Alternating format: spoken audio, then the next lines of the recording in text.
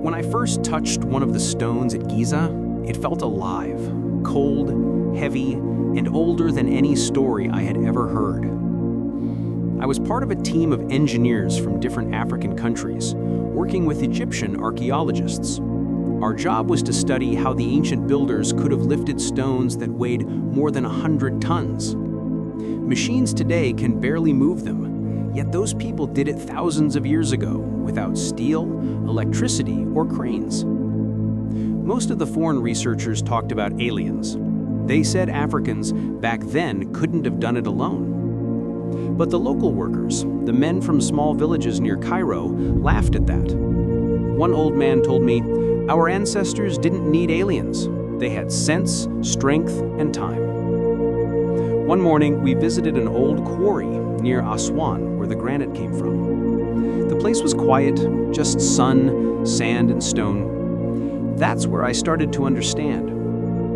The ancient workers didn't drag the stones all the way by hand. They used the Nile. When the floods came, the water reached the quarry. They floated the blocks on wooden rafts, guided by hundreds of men.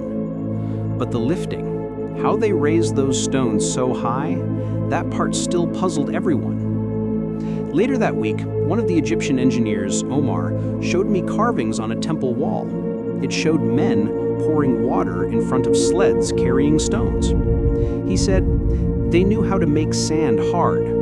By wetting the ground, they reduced friction, making it easier to pull. It was simple, smart engineering, not magic. Still, there was one thing we couldn't explain. Near the Great Pyramid, we found a series of small ramps that didn't make sense, angled too sharply to pull anything. One night, Omar took me there under the moonlight.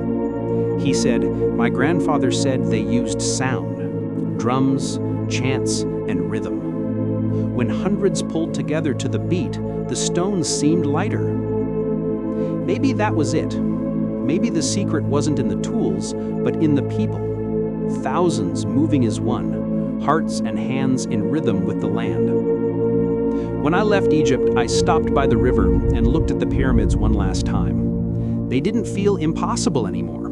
They felt like proof that Africans, long before machines, already knew how to build forever. So how did they lift 100-ton stones?